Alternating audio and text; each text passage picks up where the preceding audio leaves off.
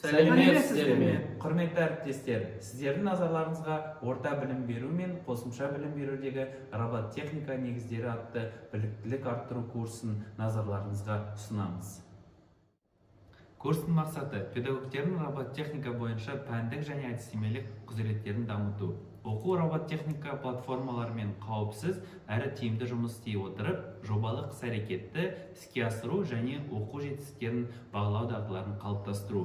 Күтілетін нәтиже Lego Mindstorms L3 ақпараттық платформасын меңгеру, жобалық іс-әрекет методикасы, критериалдық бағалау. Құзыреттілікті дамытудың жол картасы. Курс теориядан жобаға дейін қағидаты бойынша құрастырылған. Бірінші, фундамент, 22 сағат, нормативтік база, робототехника тарихы, кіріспе.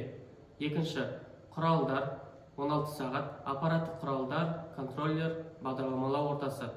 Үшінші, инженерлік тәжірибе, 40 сағат, платформаларда жобалау, сенсорлармен жұмыс істеу, алгоритмдеу.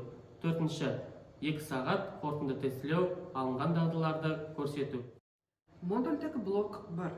Контекст және фундамент. Нормативтік база, тарихы экскурсия, кіріспе. Модульдік блок 2. Аппараттық платформа. Негізгі тақырыптар. Архитектура, периферия, қоршаған орта, негізгі логика.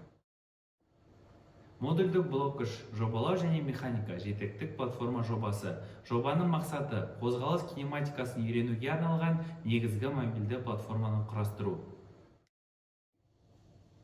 Модульдік блок 4. Сенсорлармен жұмыс. Роботтың сезім мүшелерін зерттеу.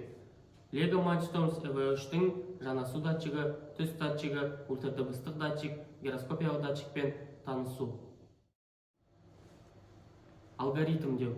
Датчиктерден алынған мәліметтер роботтың іс-әрекетіне қалай айналады.